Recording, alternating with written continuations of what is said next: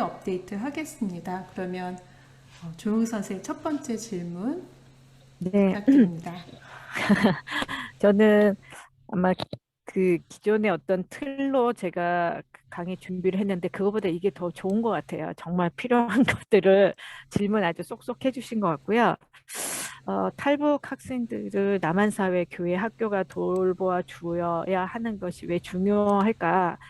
제가 97년도에 93년부터는 제가 한국에서 외국인 노동자를 돕는 일을 했었어요. 근데 97년도 4월 말에 이렇게 결혼을 해서 중국에 갔었거든요. 근데 그때 탈북자가 그 97년 그 보릿고개, 그 보릿고개는 그 가을에 추수한 쌀을 거의 다 먹고, 근데 보리는 아직 나기 전에, 그게 4월 말 5월 초에 탈북자들이 엄청나게 탈북을 하기 시작했어요. 근데 그 현장에서 제가 그 있었는데 어떤 중국 교포 그 교수님이 저를 데리고 꼭 보여줘야 될 때가 있다는 거예요. 그래서 야산으로 올라갔어요. 근데 그 앞에 움막이 하나 있고 막 너저분하고 막 이런 데를 산 중턱에 데려가는데 저는 그분이 저를 꼭 보여줘야 될 때가 있다 그래서 정말 좋은 걸 보여주려고 한 줄 알았더니 너무 지저분한 데를 보여주시는 거예요. 그리고 막 제 손을 잡고 막 우리 조선민족이 이랬던 적은 없다. 그래서 그게 뭔 소린가 그랬더니 일제시대 때는 우리나라가 너무 힘이 약하니까 조선의 여성들이 겪지 말아야 될 것들을 겪었다. 위안부가 되었다. 근데 그때는 도와주고 싶어도 도와줄 힘이 없어서 이런 어려움을 겪는데 우리 민족의 반은 그 전쟁보다 더한 것들을 겪는데 도와줄 힘은 있는데 도와줄 마음이 없어서 지금 북한의 여성들이 중국에 넘어왔다가 인신매매돼서 그 산속에서 공창이 있는 거죠. 그래서 사람들을 이제 받고 이제 그 중국 농촌 총각들이 결혼을 못 하잖아요. 그러니까 여자를 안고 싶은데 그러지 못하니까 산속에 북한 여성이 있다니까 그 국수하고 돈하고 가지고 올라가요.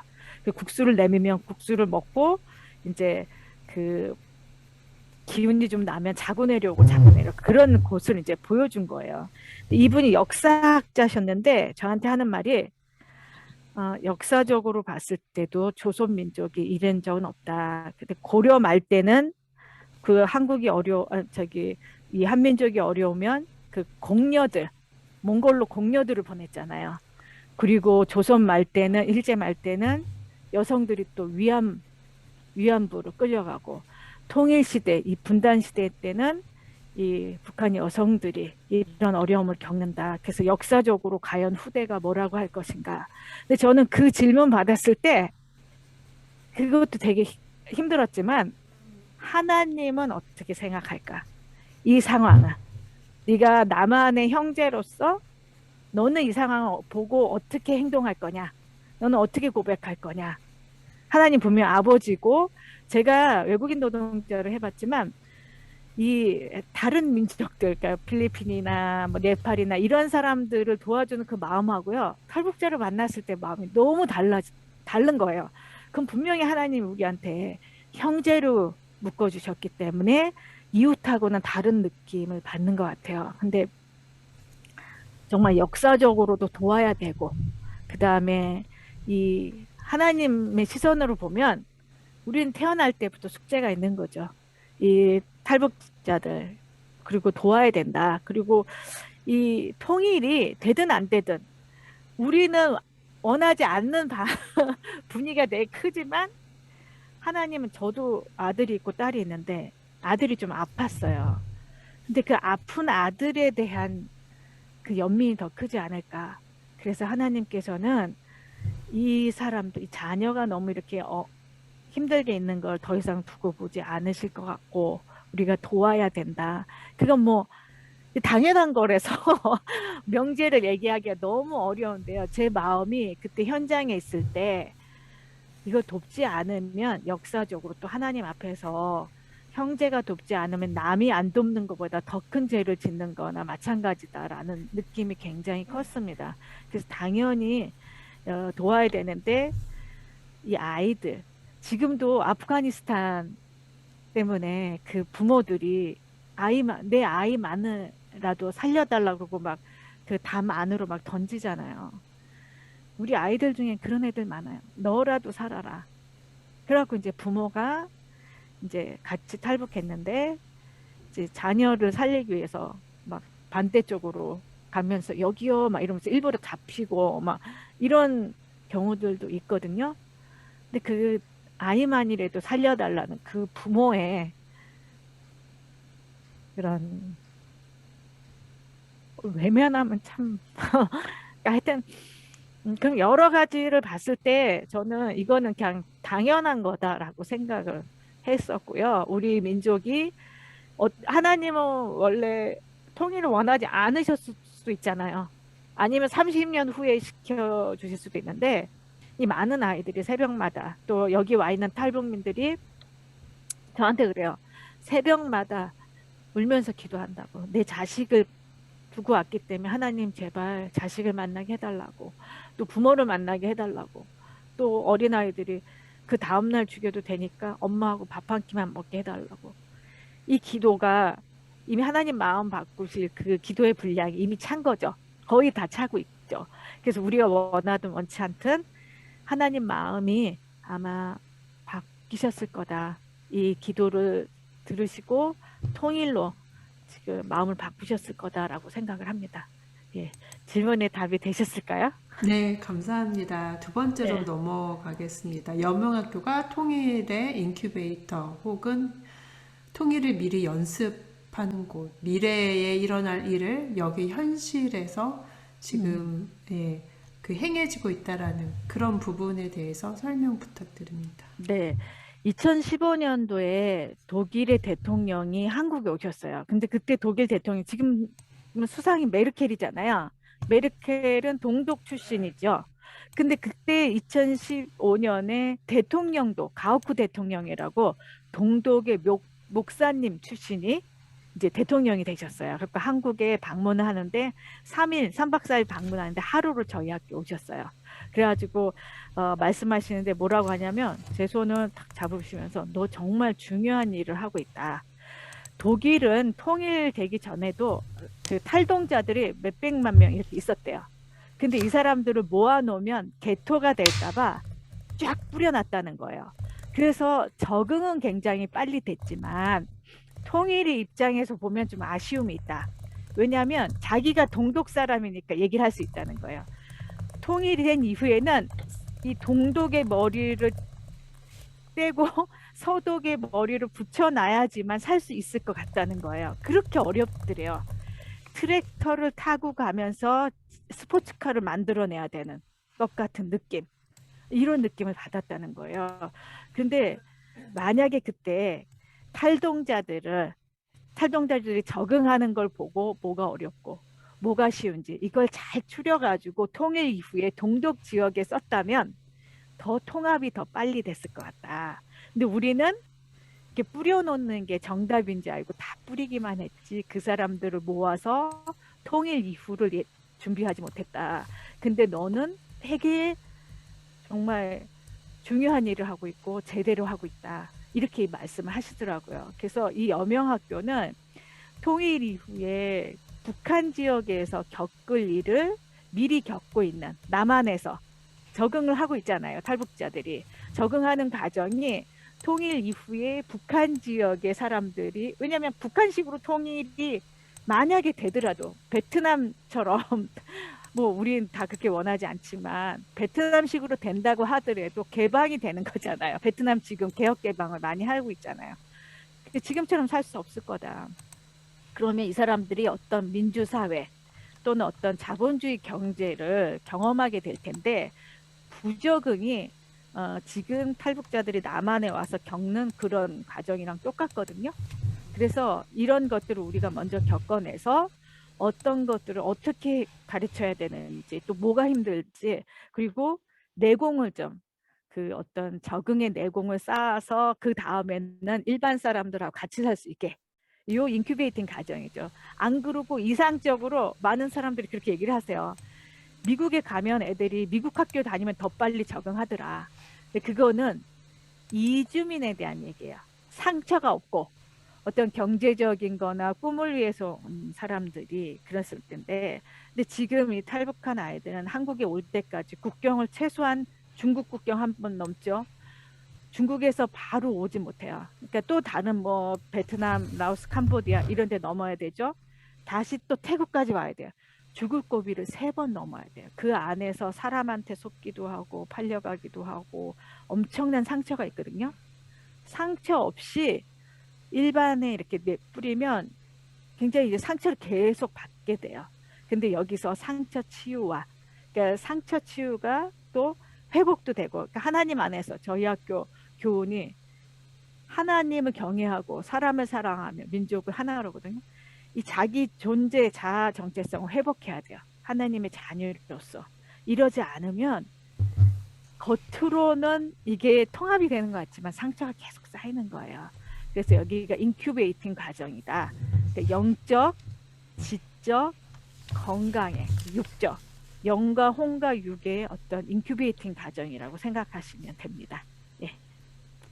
사용하는 외국인이라고 또 혹자는 말하는 탈북인들의 그 문화적 차이, 사고방식의 차이, 또 공산국가에서 자라서 또 우리가 정서나 표현하는 것들이 네. 가치가 다를 것 같은데요.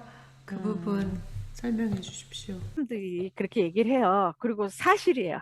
사실인데 여러분도 지금 미국에 계시잖아요. 근데 가는 날부터 미국 시민이 되지 않았잖아요. 그죠? 그러니까 이 정체성이라는 게 생겨져 가는 거지 딱 나라를 옮겼다고 바로 생기는 건 아니거든요. 게다가 이제 우리 애들이 가장 그 예전에 가장 많이 쓰는 말이 19세기에서 21세기로 타임머신 타고 온 것 같다. 이렇게 얘기를 해요. 그 갭이 그렇게 많이 차이가 있어요. 그러니까 공부를 가리킬 때도 사실은 제가 이자라는 개념이요. 우리나라 그 필리핀 사람한테 얘기하면 못 알아들어요. 근데 인터레스트다. 이렇게 하면 개념이 있기 때문에 알아들어요. 근데 탈북민은 이자라고 하면 분명히 한국말인데 이게 지금은 많이 달라졌지만 예전에는 처음에 제가 일할 때는 이해가 안 되는 거예요. 그러니까 이 사람들 한국말 하는 외국인보다 더 차이가 나는 그런 문화적인 단절과 갭이 있죠. 근데 그거는 외우면 되는 거 아니에요? 교육하고 시간 지나면 되는 거잖아요. 그죠? 근데 이 아이들한테 뭘 심어주느냐? 너희들이 하나님이 사랑하는 아이들이다. 하나님이 기적을 베풀지 않으셨으면 여기 한 명도 못 와요. 그럼 어떻게 17살, 17, 18살짜리 아이들이 국경을, 여러분 국경 넘어 보셨어요? 불법으로? 지리바통에서. 그리고 메콩강에는요, 악어가 득실득실해요. 그리고 늪도 저는 사람들 제가 이제 중국에서 탈북자 그 구출할 때 늪에 빠지는 실제로 저희 일할 중에 있었어요. 그리고 지뢰밭에 뛰어 들어갔다가 살아 나오기도 하고. 그러니까 이런 것들이 하나님이 간섭하지 않으시면 한 명도 살아나올 수가 없어요.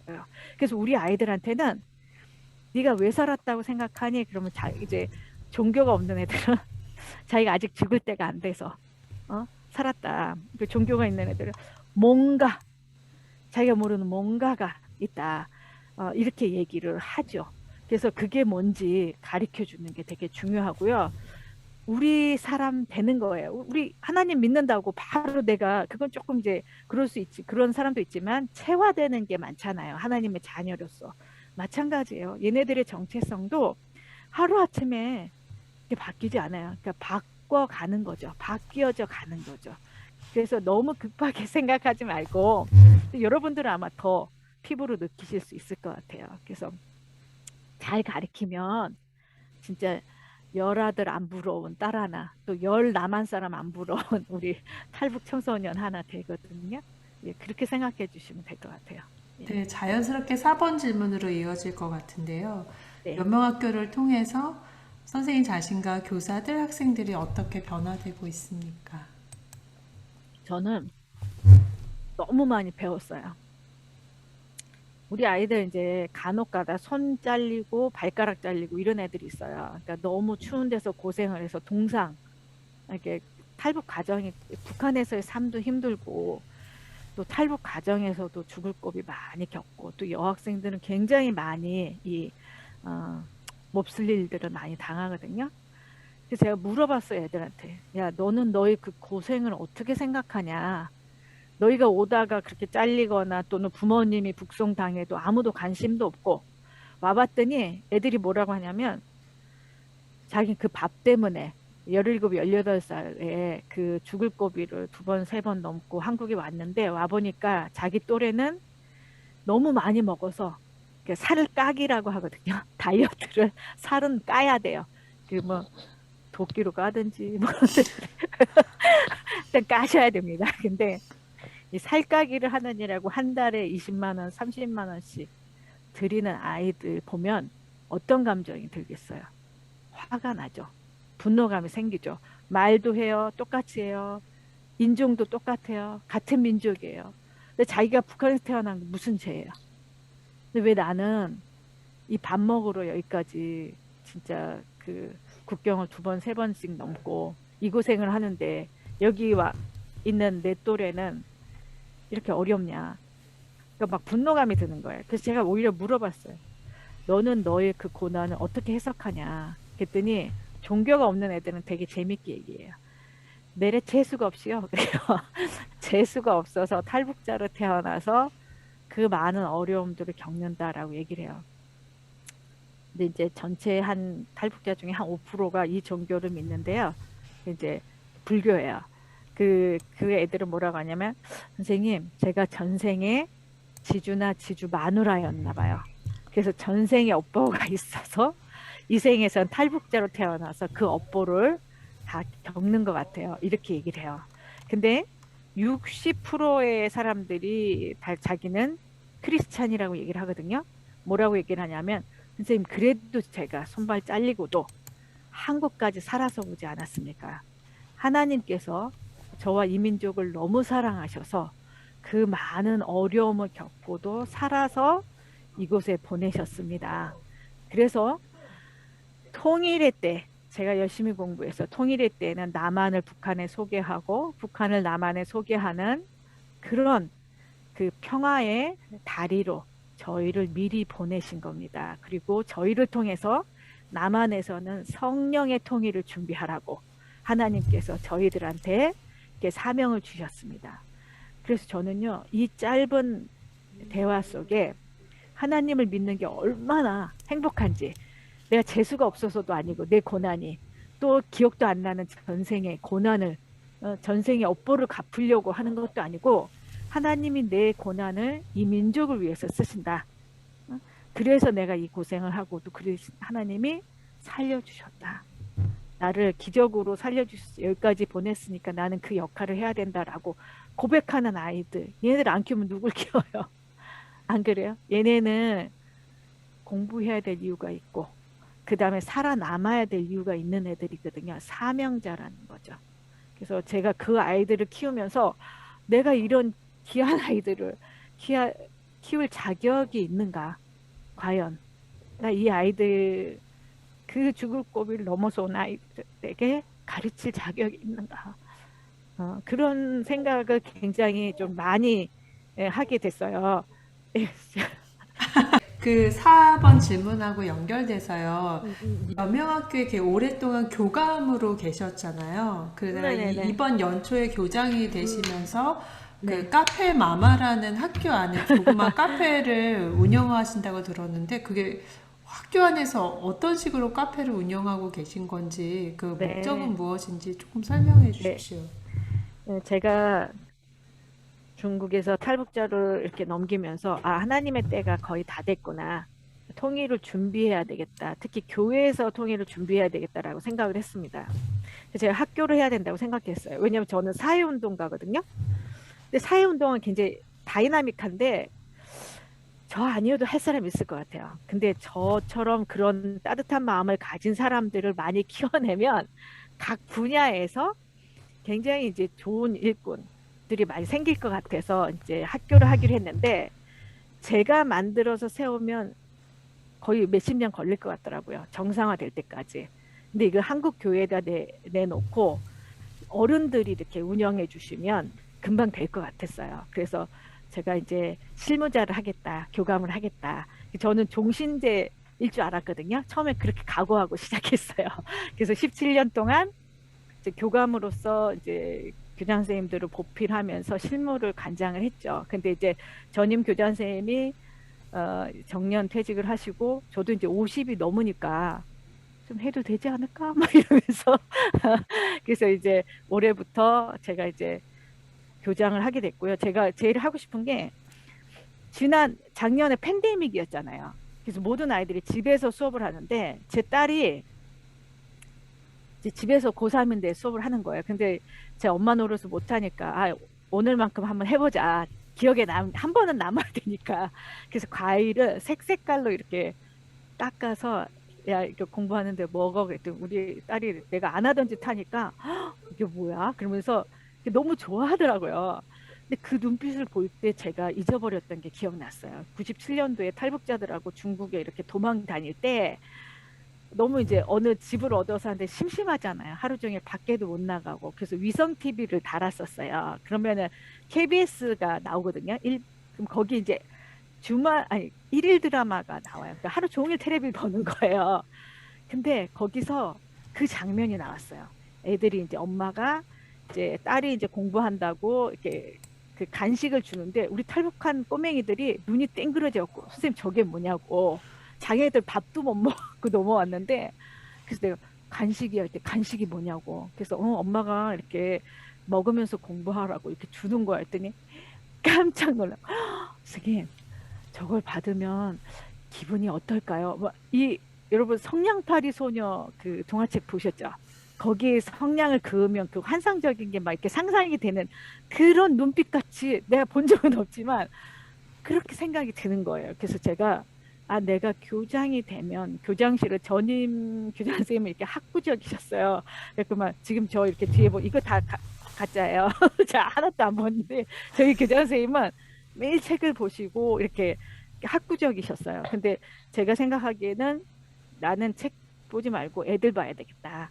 그래서 거길 다 이제 그 꿈을 가지고 제가 제일 먼저 얘기했던 분이 라이언즈 선생님이었어요. 제가 내 딸한테 그렇게 해주고 막 이렇게 고민을 하고 있는데 라이언즈 선생님 제가 좀 도울 일이 없겠어요. 그래서 제가 그 얘기를 했어요. 그랬더니 김희경 선생님을 부부를 붙여주신 거예요. 그래서 일이 굉장히 잘 진행이 돼서 거기를 굉장히 예쁘게 꾸미면서 아이들한테 이렇게 주는데 처음엔 제가 제 사비로 제가 이제 사연동 이렇게 많이 해보고 하면 다 좋은 뜻을 가지고 있는데 저처럼 몸으로 헌신하더라도 제 주머니에서 나와야지 그게 진짜더라고요. 진짜 되더라고요. 그래서 사비를 이렇게 한다. 그리고 애한테 일주일에 한 번 간식을 준다. 잘 차려준다. 이렇게 생각했거든요. 근데 이놈들이 매 시간마다 오는 거예요. 성경 구절을 한글로 읽거나 영어로 읽어서 자기가 외워서 우리 캠프 가면 이렇게 성경 구절 외워 밥 주는 것처럼 지금 남한에서 그거 못해요. 근데 얘네들한테 가능해요. 제가 그렇게 주겠다는데 매 시간마다 거기 매달려서 오는 거예요. 그래서 이거 거덜나겠더라고요. 그래서 거덜나자 이렇게 생각하고 있는데 라인즈 선생님이 이렇게 지원해 주셔갖고 아이들도 이렇게 또 쿠키도 하게 되고 그 역할이요. 이거 아니면 성경책을 한 번도 안 들여다볼 녀석들이 거기 와서 내 목숨을 다하고 마음을 다하고 주 너희 하나님을 믿겠습니다. 막 이래요. 그리고 그 방에 들어오자마자 이렇게 in the beginning 막 이러면서 애들이 막 영어로 막 들어오고 그러니까 학교가 분위기가 너무 많이 변했어요. 이게 정말 하나님은 그러신 것 같아요. 제가 어떤 이렇게 사심 없이 아이들을 사랑하는 마음으로 뭔가를 생각만 제가 하면 하나님이 다 이루어주시는 것 같아요. 제가 안 해본 거 없어요. 저 음식 한 번도 아무것도 못하거든요. 근데 떡볶이도 해보고 오뎅도 해보고 아이들도 안 먹어본 거 처음 먹어보니까 맨날 거기에 대롱대롱 매달려 있으면서 하나님이 맛있다라고 얘기를 하죠. 네. 그래서 되게 학교가 그 전엔 이렇게 폭력적인 사건이 거의 매일 있었는데요. 그 카페 마마하고는 거의 없어요. 예, 그래서 너무 행복하고 싸우다가도 제가 가면 야, 교장 선생님 오시잖아. 우리 그만하자. 이게 그 전에 있을 수 없는 일이었어요. 그만하긴 교장이 뭐야? 막 이러면서. 안 그래, 수령님도 자기가 뛰어나온 사람들인데 제가 김일성, 김정은보다 힘 세지 않잖아요. 그것도 막 이렇게 해서 온 애들인데 뭐 교장까지 거. 근데 지금은 애들이 먹이고 제가 사랑하고 이러니까 야, 교장 선생님 온다 우리 그만하자 이 얘기 하더라고요. 김정은이 말렸다고 안 말려. 가겠는데요. 네. 네. 왜 여성 비율이 이렇게 80%가 됐고 2020년에 물론 코비드 때문이긴 하겠지만 탈부자 숫자가 왜 이렇게 줄었는지 또 여명학교의 그 지난 10여 년간 구성 비율이 어떻게 변화됐는지 궁금합니다. 네. 그 북한에서는요, 김일성, 김정은이가 어버이 수령님이잖아요. 그 한 가정에서도 아버지 가부장적 리더십으로 운영을 해요. 그래서 아버지한테 리더십을 주기 위해서는 배급을 주죠. 아버지한테 가족들의 배급을 다 준단 말이에요. 근데 아버지가 없어지면 배급이 끊기고 추적이 들어가요. 그래서 남자가 탈북하기는 쉽지 않아요. 근데 이제 그 이전에 귀순용사 시절에는 정말 그럴 이유가 있는 사람들이 탈출한 거죠. 먼저 머리가 깬 사람들. 그리고 뭔가 북한에 대해서 반감이 있거나 이런 사람들은 목숨 걸고 추적을 해서 여자들은 사실은 위험하기도 하고 이렇게 할 수가 없어요. 그런데 식량난 이후에는 너무나 못 살겠으니까 여성들이 이제 친정에 가서 쌀을 구하러 간다. 그럼 이런 추적이 안 들어가요. 그러니까 다 성인 여성들이 탈북을 하는 거예요. 그래서 이제 그래야 이제 가족들의 배급도 안 끊기고 그리고 안전하니까. 그리고 또 탈북을 했을 때 음, 중국에서 이제 참 아픈 얘기지만 인신매매를 당해요. 그래서 이제 강제 결혼하는 거죠. 근데 남자는 그러지 않잖아요. 그러니까 여자들은 그게 좋은 방법은 아니지만 살 방법이 있는 거예요. 이제 인신매매로 강제 혼인이라도 되는. 그래서 여성들이 많이 탈북을 하고 그러다 보니까 한국까지 여성들의 비율이 그 이제 98년 이전에는 귀순용사 시절에는 여자들이 오긴 너무 위험한 거고 고난의 행군 식량난 이후에는 이 느슨해진 거죠. 뭐 자기 군인들 잡아야 되는 군인도 누나도 이제 탈북하고 막 이런 식이니까 약간 느슨해졌어요. 그리고 너무 많이 탈북하니까 다 못 잡고 그 이후에는 여성들이 많이 오고 그래서 남한까지 여성들의 비율이 80%가 넘는 거예요. 그리고 여성들이 먼저 왔다가 자기 남편은 차마 못 데려오죠. 자기가 겪은 일이 있잖아요. 이렇게 막 팔려다니고 또 다시 결혼을 했고 이러니까 남편은 못 데려오는데 자녀는 데려오잖아요. 천륜이니까. 그래서 탈북자의 비율이 여성이 80%고 청소년, 20세 미만 청소년들이 10%가 넘어요. 이게 이 비율은 이제 조금씩 달라지는데 그런데 작년 김정은이가 들어오면서 김정은이가 스위스에서 공부했잖아요. 그러니까 이제 민망함을 아는 사람이죠. 그러니까 탈북자들이 자기를 탈북해갖고 민망하게 만들었다 자기를. 그래서 국경을 굉장히 봉쇄하고 두 번째는 코로나 때문에 이동 자체가 안 되고 현장 사살해라. 국경을 불법적으로 왔다 갔다 하면 현장에서 죽여도 좋다. 이렇게 지시가 떨어졌어요. 그 탈북자들이 살려고 탈북을 하는 거잖아요. 근데 이제 사살해도 좋다니까 죽을 수 있으니까 되게 지금 움직일 수가 없고 또 중국 내에서 움직이기 어려워요. 코로나 때문에. 예. 그래서 지금은 근데 여러분 그 229명이라는 숫자가 우리는요. 그 정도 되면요. 한 명도 못 가요. 그죠?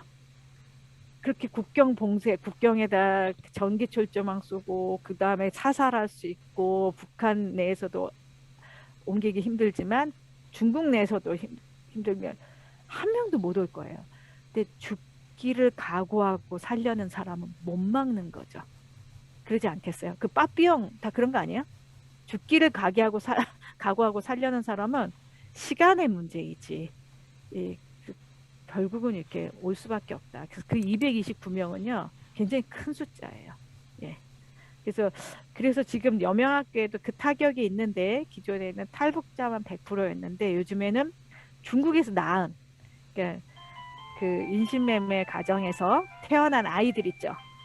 그 아이들이 이제 저희 학교에 한 반수 정도가 있습니다. 근데 이 아이들 참 불쌍해요. 뭐라고 얘기를 하냐면, 선생님, 다른 사람은 전부 사랑해서, 엄마 아빠가 사랑해서 낳았잖아요.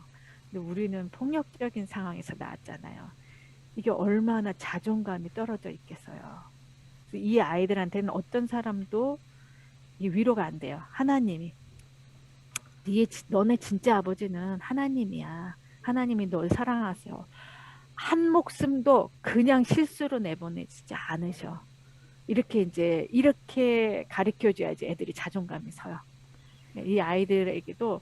근데 요즘에 중국의 시진핑이 장기 집권하면서 선교사들을 다 추방했잖아요. 근데 저희 학교에서 기적 같은 일이 뭐냐면, 우리한테 배운 아이들이 자기 선교사 하겠다고. 중국에서 태어난 애들이. 그래서 하나님의 방식은 참 인간이 생각하기 어려운 방식이구나, 이렇게 생각하고 있습니다. 예. 감사합니다.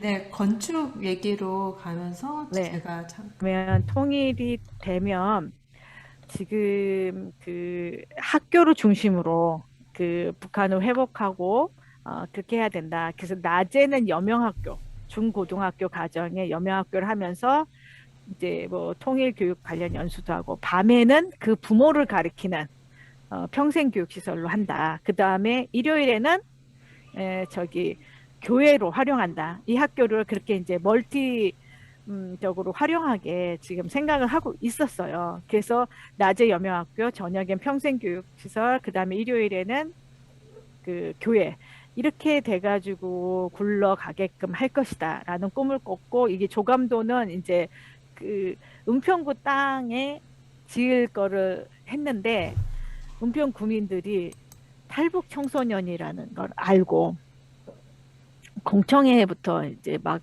여러 사람들이 와서 뭐 난리를 쳤죠. 그래갖고 제가 그때는 못 알아들었어요. 자기 딸이 초등학생인데 책임질 수 있냐. 저는 제 딸 고등학교, 지금 대학교 1학년 때 한 번도 책임을 져본 적이 없거든요. 그래서 어떻게 책임지나 했는데, 그 사람 얘기는 뭐였냐면 우리를 잠재적인 성추행범으로 생각을 한 거였어요. 그래서 제가 참 너무 마음이 아팠죠. 그리고 근데 이제 결국은 두 가지예요. 하나는 자기 자녀하고 섞이지 않게 해라. 두 번째는 집값 떨어진다. 오지 마라. 그래서 우리가 뭘 했다고 집값이 떨어져요. 그래서 이거 그렇지 않다고, 그래서 좀 도와달라고 했는데, 제가 이제 언론 플레이를 잘 할 수 있었을 것 같아요. 그런데 신문에 나오니까, 신문이나 언론에 나오니까 우리 아이들이 보잖아요. 근데 그 장애우 학교 시설 때문에 뭐 똑같은 일이 있었어요. 근데 그거는 장애우들은 사실은 그 댓글을 읽어보지 않잖아요. 그래서 상처를 안 받는 거예요. 그러니까 엄마들이 대신 나서서 이렇게 이제 무릎도 꿇고 울고 이랬는데, 저희 아이들은 댓글을 보는데 댓글이 너무 심각한 거예요. 뭐 먹지도 못하는 것들을 데려다 놨더니 뭐 집으로 쳐들어오냐부터 시작해갖고, 북한으로 넘어가라, 다시 돌아가라, 수령님한테 가라, 뭐 애들 입에 담을 수도 없는 얘기들을 해서 우리 애들이 너무 상처받은 거예요. 그래서 제가, 야, 이거는 교육자로서 또 하나님 앞에서 내가 사람 믿거나 정권 믿지 않겠다. 내 손해를 보더라도 여기서 스톱을 해야 되겠다. 그 하나님이 인도하셔야 된다라고 생각하고, 저희도 상처를 참 많이 받았는데요. 더 큰 게 저희 아이들 상처를 제가 더 이상 받게 하지 말아야 되잖아요. 그래갖고 그거를 진행을 더 못했어요. 그리고 지금은 이제 교회들을 쫓아다니면서 제가 지금 굉장히 어려운 거죠. 학교 건축하겠다고 도와달라고 막 지금 그러고 있는 상황인데, 이 일이 스톱이 됐으니까. 그런데 이제 교회들 찾아다니면서 혹시 땅 있으면, 땅이나 건물 있으면 우리를 좀 쓰게 해달라고 지금 사정하면서 다니고 있어요. 기도 많이 해주세요. 예, 네, 답변이 네, 되셨을까요? 예, 충분히 됐습니다. 예, 예, 그 다음에 일곱 번째 이제 네, 질문인데요. 보면 그 지금은 탈북 청소년들 가르치시지만 남한의 청소년들이나 교포 사회 아이들 청소년들에게는 통일 교육이 어떠해야 할지 궁금합니다.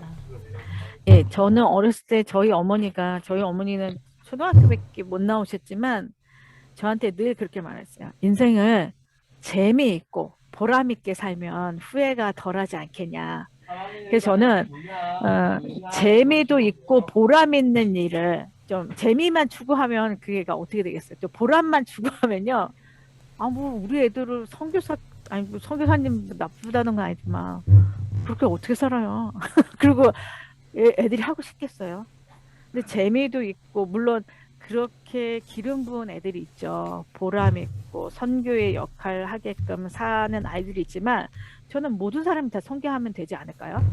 그래서 재미있고 보람 있는 일을 좀 하게 했으면 좋겠어요. 자녀들에게. 근데 하나님 분명 저를 지금 세상에서 분단된 나라에 나만의 크리스찬으로 살게 하신 이유가 있을 것 같아요. 그래서 그거는 저희가 태어나면서부터 숙제가 있는 거죠. 정말 통일. 근데 이 통일이요. 우리는 막 경제적인 통일, 정치적인 통일, 더 나아가선 또 영적인 성령의 통일 이렇게 다 얘기를 하지만 제가 한 5, 6년 전에 애들한테 앙케이트 조사를 했어요. 그래서 야, 너희들을 생각하는 통일이 뭐냐 하고 조사했더니요.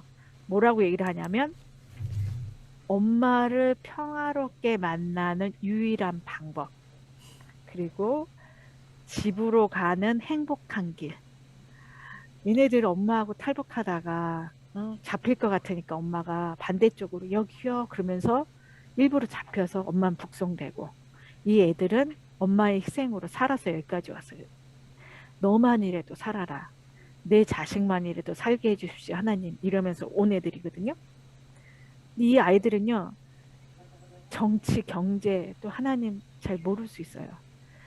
자기 엄마를 그 총살될까봐 떨리면서 만나는 게 아니고 행복한 상태에서 만나는 유일한 방법이 통일이에요. 그리고 집으로 가는 행복한 길이래요. 하나님이 아이와 같이 되라고 했잖아요. 그렇잖아요. 지극히 작은 자에게 하라고 했잖아요. 그게 하나님한테 하는 거라고 했잖아요. 저는 이 아이들이 원하는 통일, 그 하나님이 우리 아버지신데 자녀의 저 순수한 마음, 애달픈 마음을 하나님께서 들어주실 것 같아요.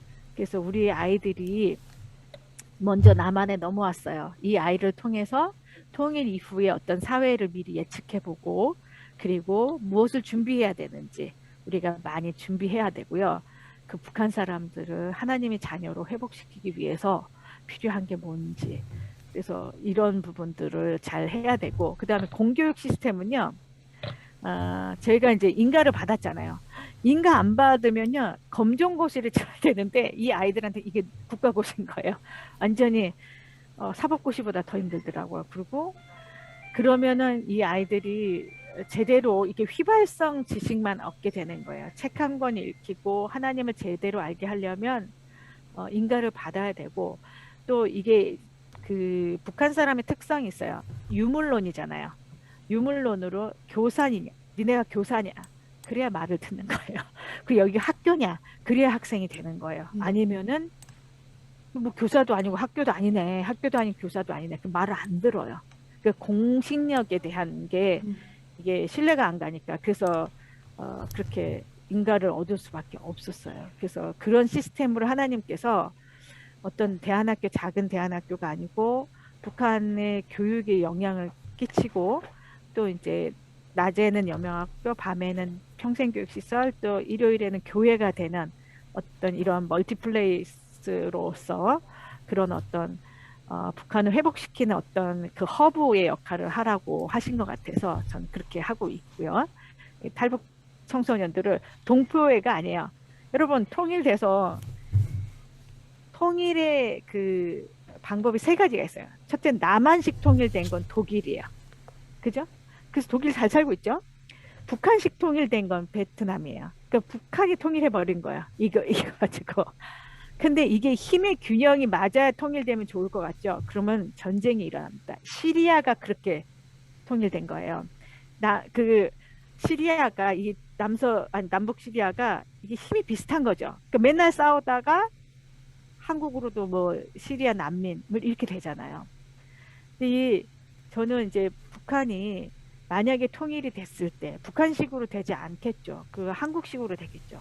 그런데 이게 만약에 제대로 적응을 못하면 다시 혼란이 일어날 수 있거든요. 우리 생존의 문제예요. 통일 이후의 통합의 문제는. 그래서 우리가 동포애가 아니라 생존 본능, 생존력. 우리 정말 죽기 살기로 우리가 미리 만들어내야 되는 부분이라고 생각합니다. 예. 그 교포 사회에서는 근데 제가 이렇게 떠들지만 사람들이 이렇게 안 와닿는 거예요. 그리고 그냥 빈들에서 외치는 그런 소리 같은 느낌이 들어요. 그때 사실 이거를 좀 간조하면 더 느껴지거든요. 북한 사람에 대해서 관심 없어요. 근데 외국에서는 굉장히 관심 있는 거예요. 외국에서 VIP가 오면 저희 학교 방문하고 막 이래요. 그러니까 오히려 제3지대에서는 객관적으로 볼 수 있고 제대로 볼 수 있기 때문에 그런 부분들을 계속 이렇게 관심 가져주시면 더 큰 힘이 되겠죠. 예. 질문에 대답. 감사합니다. 네, 제가 준비한 질문. 유일하게 이 기능을 하고 계신 건가요?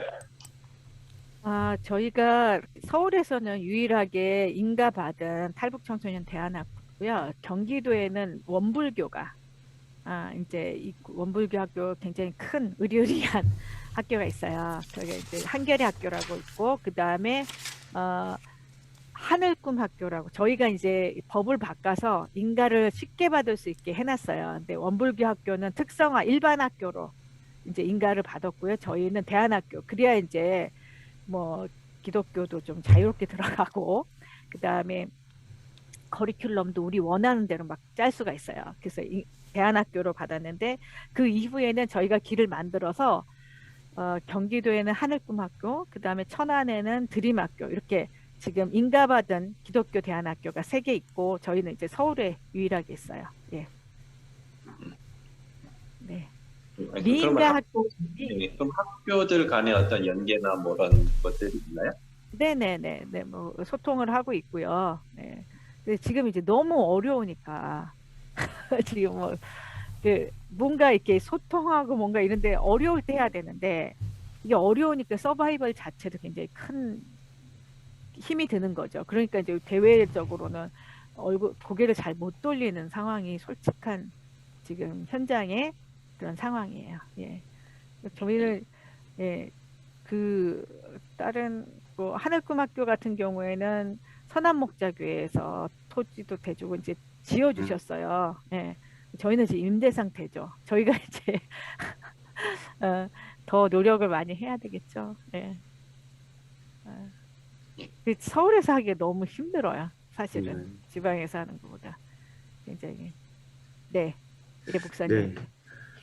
여튼 너무나도 귀한 이렇게 말씀을 전해주셔서 감사합니다. 여러 말씀이 제 마음에 울렸는데요. 네, 그중에도 이제 영적인 또 지적인 육적인 인큐베이터로서의 역할을 네, 하고 있다는 말이 굉장히 저한테는 떨림과 울림이 됐습니다. 네, 그러면은 우리 여명학교에서 이렇게 좀 네. 아이들 정체성 교육과 또 신앙 교육을 좀 어떻게 하시는지 좀 네, 말씀 계속 해주셨거든요. 네, 그런데 네, 조금만 더 구체적으로 이렇게 공식 인가를 받은 학교로서도 네, 커리큘럼도 네, 있을 것이고 또 그러기 네, 위해서 인가를 받으셨다고 말씀하셨는데 네, 네, 그런 네. 부분들에 조금만 좀 얘기해 주시면 그러니까 감사하겠습니다. 네. 예, 많은 분들이 그 인가를 받으면 기독교 교육에 제한이 있다라고 생각을 음, 해요. 근데 이게 대안학교 인가로 저희가 처음 받았잖아요. 탈북 청소년 음, 대안학교로. 그러니까 교육청에서도 잘 모르고 사실 통일부는 또 교육의 전문가가 아니니까 틈이 많아요. 그리고 이제 이 아이들을 교회에서라도 케어해야지. 얘네들 야 니네 뭐 한국의 교육과정으로 되드냐. 그러니까 제가 이제 말발이 세고 그 다음에 이제 제 강심장이거든요. 그럼 밀어붙이는 게 있죠. 이거 아니면 안 돼. 막 이거 아니면 애들이 뭐 어떻게 자존감을 회복하겠냐. 응? 물론 이제 뭐 어쩔 때는 뭐 저기도 들어오죠. 뭐 그 도전도 있는데 그 도전은 뭐 알겠습니다 하면 되죠. 그럼 안 하면 되는 거죠. 내가 알겠다 그랬지 뭐 하겠다 그랬나 그러면서 그냥 왜냐하면 그게 저희 설립 철학이고 설립 취지잖아요. 그리고 성경 시간 1시간씩 있어요. 그리고 이제 중국에서 태어난 아이들이 있기 때문에 그 아이들은 중국어를 할 줄 아는 선교사님들이 와서 하고요. 그리고 이제 이거 하기 싫다. 그러면 니네 영어 배워. 근데 영어 선생님은 또 미국인 선교사님이 또 하세요. 근데 이제 겉으로는 영어 교육이지만 내용은 다 뭐 하나님 God is love 뭐 이게 뭐 그래서 그렇게 이제 성경 수업이 1시간씩 있고요. 그 다음에 채플 시간이 있어요. 그리고 이제 체조를 해요. 저희가 이제 5교시 끝나고 체조를 10분씩 하는데 그래서 쉬는 시간이 20분인 게 있어요. 5교시. 근데 야, 몸 체조만 하냐? 마음 체조 하자. 그래서 일주일에 2번은 잠옷을 익혀요. 그래서 마음 체조 하게 해요. 그럼 뭐 그게 뭐 싫으면 간도 그럼 학교 다니지 마. 우리 학교는 뭐 뺑뺑이로 오는 거 아니고 이렇게 애들이 학교 다니겠다고 이렇게 자기가 선택할 수 있거든요. 근데 그때 그냥 딱 대놓고 해요. 노골적으로 우리 크리스천 학교다. 이거 할 거다. 싫으면 안 와도 된다. 그래서 하고 있고 또 마마 카페에서 성경 구절을 해야 되잖아요. 이게 사람 미치는 거예요. 이게 그냥 먹으려고 하는데 이게 때를 얻든지 못 얻든지 막 전 사방에 그 김희경 선생님이 여기 계시지만 되게 이쁘게 만들어 주세요. 화장실에 다 붙여라. 그렇게 다 붙이고요. 화장실에 붙이는 게 참 효과가 있어요. 그래서 먹을 때나 뭐 쌀 때나 늘 보고 아이들이 하게끔 하니까 뭐 이렇게 샤워하는 거죠. 그래서 근데 이제 남한의 일반 학교에선 그렇게 하기 힘들고 뭐 그렇게 한다고 교장에서 물러나라고 뭐 교감으로 하면 되는 거죠. 뭐. 그래서 그냥 저는 좀 17년 동안 교감이었어요. 그래서 그런 거는 뭐 수의해도 되고 예, 상관없고 예, 그 아이들한테 내가 죽을 고비 넘으면서 가장 중요한 게 뭔지 알았기 때문에 그 대신 이제 뱀처럼 지혜로워야 되는 거죠. 이렇게 그런 것도 있어요. 이렇게 예배 시간에 다른 걸 하나를 같이 이렇게 애들이 선택하게 해야 돼요. 그 물리와 지구과학 뭐 이런 걸 선택하게 하는 거죠. 그래서 할래? 그래서 둘 중에 뭐 할래? 그래서 하여튼 뭐 뱀처럼 지혜롭게 하면 얼마든지 가능하죠. 예. 너무 이렇게 영업 비밀을 예. 그래서 그냥 고군분투가 딱 맞는 표현인 것 같아요. 예. 죽기 살기로 예. 죽기를 각오하고 아이들한테 노출시킬 수밖에 없어요. 근데 뭐 잘 안 돼요. 근데 잘할 때까지 할 거예요. 예. 감사합니다. 질문 또 받겠습니다. 네.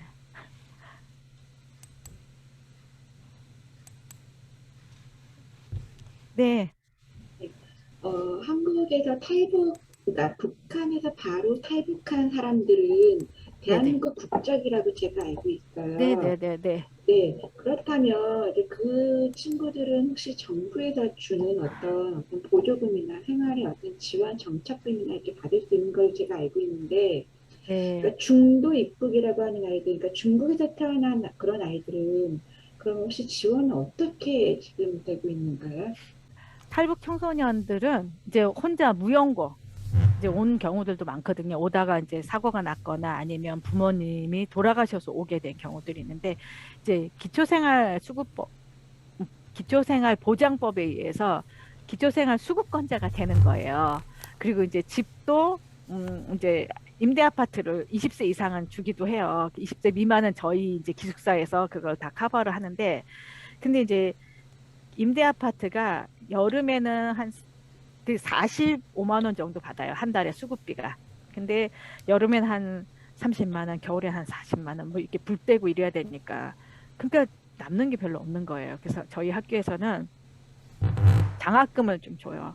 왜냐하면 차비가 없는 애들도 있거든요. 그래서 개근하면은 5만 원씩 차비를 이렇게 차지해서 주고, 그 다음에 이제 생활장학금 한 15만 원 정도로 이제 후원자하고 연결해서 주고. 근데 이제 정부에서 그렇게 지원하는 건 45만 원, 40만 원, 45만 원 정도 되는데 이 중국에서 태어난 애들한테는 없는 거예요. 그러니까 학비도 북한에서 태어난 애들한테는 초중고등학교까지 공짜. 대학교는 50%만 지원. 근데 50%는 학교에서 장학금 형태로 안 받는 거죠. 정원애니까. 얘네들이 이제 그 뭐 학생 수의 카운터가 안 되니까 좀 쉽잖아요. 중국에서 태어난 아이들은 똑같은 부모, 엄마가 낳았는데 큰아들은 북한에서 태어났는데 다 받고 대학도 쉽게 들어가고 대학 들어가서도 등록금도 사실 애들한테는 공짜거든요. 근데 둘째는 중국에서 태어났다. 그래서 지원금도 없고 대학 갈 때 인센티브도 없고 학비도 지원이 안 되죠. 그래서 제가 사회운동가 출신이잖아요. 가만히 있었겠어요? 또 막 난리를 쳤죠. 제 그 취미가 민원이에요. 그 뭔가 잘못됐다? 그러면 될 때까지 민원을 넣어요.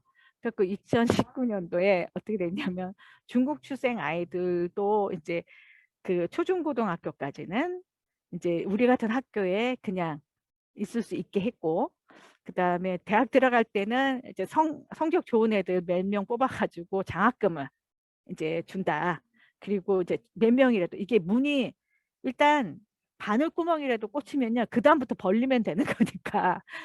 그리고 저기 학교 대학 들어갈 때 탈북자 수준은 안 되지만 그래도 사회적 배려자 안에 나만의 뭐 한부모 가족이라든지 수급권자하고 같이 경쟁을 좀 약간 트랙이 좀 달라지게 이렇게 하긴 했어요. 근데 그래도 힘들죠. 그래도 그래서 그 탈북 청소년들에 비해서 얘네들이 소외감이 더 크고 굉장히 힘들고 경제적으로 힘들고 그렇게 어렵죠. 그리고 엄마를 중국에서는 중국 여기 중국 분들 안 계시죠? 좀 이렇게 인권적인 차원에서는 좀 이렇게 발전해야 될 게 많잖아요, 중국이.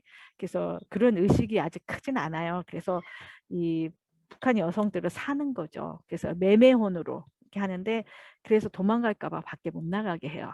근데 애를 낳으면 자기가 뭐 애 두고 어딜 가겠냐. 그때부터는 문 밖에 나가게 하는데 그때 엄마들이 살려고. 왜냐면 중국에서 아무리 오래 있어도 잡히면 북송당하거든요. 그러니까 이 엄마들이 도망가서 남한까지 와요. 그러니까 애는 아버지랑 크는데 아버지는 이제 분노가 있죠. 네 애미는 나쁜 년이다. 너 같은 핏땡이 두고 도망갔다. 이렇게 이제 부정적인 것들을 애한테 심어줘요. 그러니까 본인은 아니었겠지만 애한테 그게 영향이 되게 있어요. 그리고 한 10년, 15년 살다가 이 애가 이제 아까 중2 무섭잖아요. 근데 중2 정도 되면 아빠가 감당을 못하는 거예요. 아빠도 늙잖아요. 한 60세, 엄마하고 한 3, 40살 차이 나는 농촌 총각이 결혼을 하는 경우들이 많기 때문에. 그래서 아빠는 경제력을 잃고 애는 컨트롤이 안 되고 그때 이제 엄마한테 가서 살아라. 니네 엄마 젊고 한국에서는 도와줄 수 있을 거다. 그때 이제 한국으로 보내줘요. 그 아이들이 저희 학교에 있기 때문에 많은 것들이 어렵고 엄마하고도 서먹서먹하고 비극이에요. 엄마는 중국말이 안 되고 아이는 10년 만에 엄마를 만났는데 아이는 한국말을 모르고 그러니까 참 그 장면이 한국 사회 나중에 이렇게 돌이켜보면 어떤 그 위안부 할머니들의 어떤 아픔 그 버금가는 또 다른 아픔으로 기록될 거다라는 또 생각해요. 예. 네. 감사합니다. 예. 지금은 그 여명학교 투어를 잠깐 1분 동안 보여드리려고. 소리 들리세요, 혹시? 음악 소리 잠시 들리셨어요? 예. 남산 근처에 학교가 있는 거죠.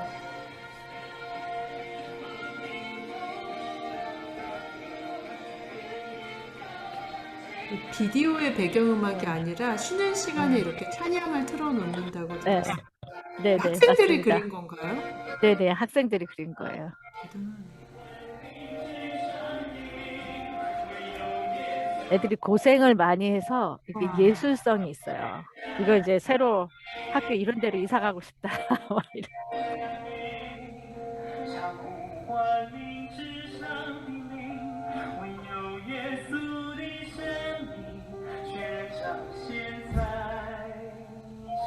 이게 이제 마음 공부할 때 그 틀어놓는 음악이에요. 잠언 읽을 때.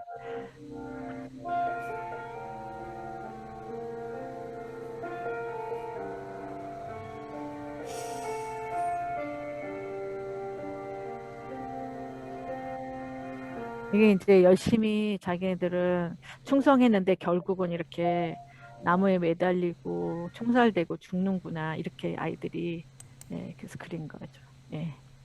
이게 학교 전경이고요. 여기 다 월세랍니다. 미쳐요. 네, 감사합니다. 혹시 마지막으로 해주시고 싶은 이야기 있으신지요? 저는 하나님이 사람도 있고 돈도 있고 뭐 다 있으시다고 봐요. 근데 그 하나님이 우리 학교를 어떻게 생각하는지, 이 아이들을 어떻게 생각하는지 저는 알겠어요. 그런데 우선순위에는 그건 모르는 거잖아요. 그래서 하나님께서 이 학교에 좀 더 필요를 아시니까 이 아이들을 위해서 좀 더 우리를 좀 생각해 주십사. 이 아이들을 더 불쌍히 여겨 주십사. 그리고 우리 민족을 좀 불쌍히 여겨 주셔서 지금 북한이 정말 난리도 아니에요. 그러니까 참 너무 안타까운 거죠. 그래서 이 민족이 더는 이렇게 오래 가지 않도록 하나님의 방법으로 정말 아이들이 눈물로 다음날 죽여도 되니까 엄마하고 밥 한 번만 먹게 해달라고 이 자기 소원이라고 이런 아이들이 있거든요. 저는 우리 아이들의 소원이 정말 좋은 남자 만나서 결혼하고 뭐 선생님 되고 그리고 뭐 이렇게 좋은 집에 살고 뭐 이런 거였으면 좋겠어요. 어디 여행 가고. 근데 엄마랑 밥 한 끼만 먹고 또 엄마가 죽지 않았으면 올 겨울을 잘 났으면 좋겠다. 엄마가 죽지 않았으면 좋겠다. 이런 소원이 아니고 나만 아이들이 꿈꾸는 그런 소원을 가질 수 있도록 기도 많이 해주시고요. 또 학교가 또 저희 여기서 2년 정도밖에 더 못 있어요. 그래서 이사 가야 되는데 하나님의 방법으로 하나님의 때에 이렇게 이사 갈 수 있도록 이렇게 기도해 주셨으면 좋겠어요. 네, 예. 네.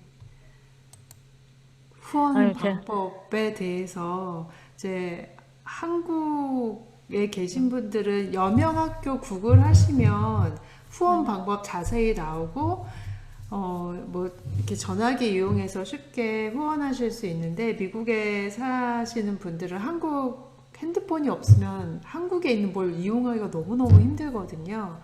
네, 마침 이 여명학교에서 그 미국 계좌가 이제 있더라고요. 네. 이거 맞지요? 예, 네네네. 예. 예. 미국 우리 예. 뱅크에서 네네네. 여기 계좌번호가 있고요. 제 인생에서 그 아마 젊어서 이렇게 사회에 참여하고 하셨던 것들을 하나님이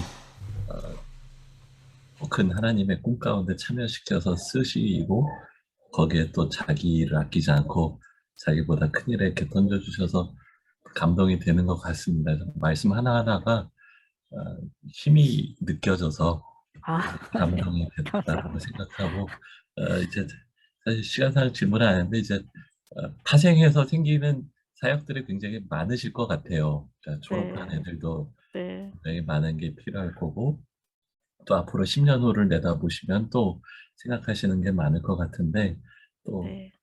그런 것들에서 또 이렇게 필요하신 게 또 있으실까 해서 또 질문을 던져보기도 합니다. 네. 그 아이들이 졸업해도 사실 여기가 처음 이렇게 고양이나 오리가 알을 깼을 때 이렇게 처음 만나는 사람 엄마라고 생각한다 그러잖아요. 그 조그맣가도 뭐 돌발적인 상황인데 애들이 자주 와요. 그 졸업생들이 이제 일주일에 한 4-5명 정도 뭐 어려운 일 있거나 좋은 일이 있으면 제일 먼저 오고 근데 이제 어려운 일 있을 때 오는 오지도 못하고 전화로 저한테 해요. 어려운 일 있는 애들은 왜냐하면 다른 선생님 이렇게 공개할 수 없는 어려운 일들이 있잖아요. 그럴 땐 참 기도가 많이 필요하죠. 그러니까 제가 풀 수 없는 문제들 또 이제 힘이 달리는 문제들이 많이 있을 수 있기 때문에 아, 예, 그냥 하나님만 제가 어쩔 땐 너무 힘들 때 있잖아요. 그래갖고 집에 가는데 이렇게 공원에 앉아서 하나님 이렇게 째려보면서 너무하신 거 아니냐고 전 이러시면 내가 간증하러 다닌다고 내가 전생에 본디어 빌라도 했는지 내 힘들다고 이렇게 간증하러 다닌다 그랬더니 하나님이 어디선가 제 마음에 넌 전생에 가론 유다였는지라 뭐 이러시는 것 같아요. 자꾸 근데 듣고 계신다는 거잖아요. 그리고 제가 이제 뭐 이 그 마마 카페도 그렇고 생각하면 하나님이 너무 기뻐하시는 듯한 느낌을 되게 많이 받아요. 그리고 물론 몸은 좀 힘들 때가 있지만 행복하죠. 그렇다고 힘들지만 불행하지 않고 힘들지만 행복하고 그리고 아이들이 이렇게 저희들 도움이나 제 미소에 이렇게 웃을 때는요. 이 장마철에 먹구름 사이에 해가 살짝 나왔다 들어가는 듯한 느낌을 받아요. 너무 행복하고 좋아요. 그래서 기도 같이 많이 해주시고 그리고 이 아이들 정말 하나님한테밖에 얘기할 수 없는 그런 아픔이 있는 아이들인데 예, 좀 많이 기도해 주세요. 예. 네, 두 가지 진짜 마지막인데요. 한 가지는 그 마마 카페 마마죠. 카페 예. 마마를 이제 지원하는 방법이 뭐가 간식을 어떻게 전달할 수 있을까요? 여러 가지 뭐 재료를 보내주시면 저희들이 할 수도 있고요. 제가 호빵 한번 먹여보려고요. 겨울에 추운데. 그래서 뭐 제가 이제 방학 동안에 생각한 건 호빵 기계를 빌려와야 되나 뭐 이런 저기도 있고 그래서 아이들이 그게 뭐로 가나 하나님만 믿으면 되는 거잖아요. 그러니까 하나님을 믿는 과정이 좀 맛있고 재밌고 막 이랬으면 좋겠는 거예요. 하여튼 그래서 그냥 먹을 걸로 사주셔도 되고 학교에 이렇게 지정 헌금을 하시는 게 전 제일 편하죠. 그래서 그렇게 해주시면 애들이 그 주문을 할 때가 있어요.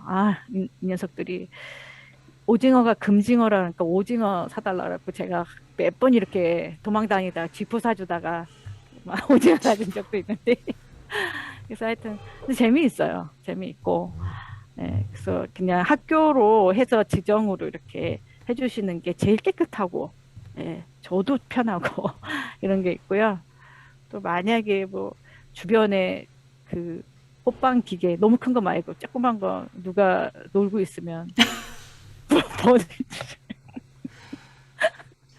저희 대부분이 미국에 살아서 막 그렇군요. 재료를 네, 우편에 맞아요. 해갖고 국제 보내기는 그거 안 힘들고요. 제가 당근만. 작은 카페가 있는데 그 네네네, 카페 주인이 맞아요. 굉장히 예, 예. 신실하신 네네네. 선교사 마인드로 하시는 전경희라는 카페 네네. 사장님이 계시. 저는 네, 이제 맞습니다. 그분한테 얼마를 보내서 네. 그분이 컵케이크를 제작을 하세요. 그분이 배달까지 해주시는데 네, 보통 네. 80여 명 커버하는데 20만 원에서 25만 원 네, 정도 네. 이제 맞아요. 그렇게 한국 돈으로 들고 있습니다.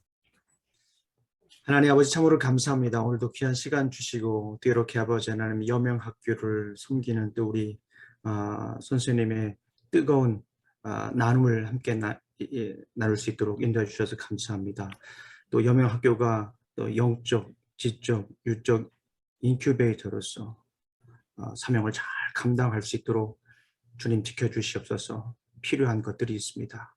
주님께서 일일이 하나하나 섬세하게 주도 면밀하게 인도하여 주시고 채워주실 줄로 믿습니다. 우리 주님께서 구하는 자에게 후히 주시고 꾸짖지 않는다고 말씀하셨사오니 아버지께서 우리 여명학교를 통하여서 주님의 큰 나라가 선포될 수 있도록 주님 지켜주시옵소서. 이 일을 위해 애쓰는 우리 귀한 선생님, 교장 선생님 함께 해주셔서 주님의 사랑으로 그 가정과 학교를 지켜주시기를 간절히 소망합니다. 예수님 이름으로 기도합니다. 아멘. 네. 아멘. 아, 오늘 감사합니다. 감사합니다. 네, 조민 선생님 감사합니다. 감사합니다. 여러 부모님들, 선생님들 감사합니다. 좋은 밤 되십시오. 아, 감사합니다. 모임 네. 마치겠습니다. 감사합니다.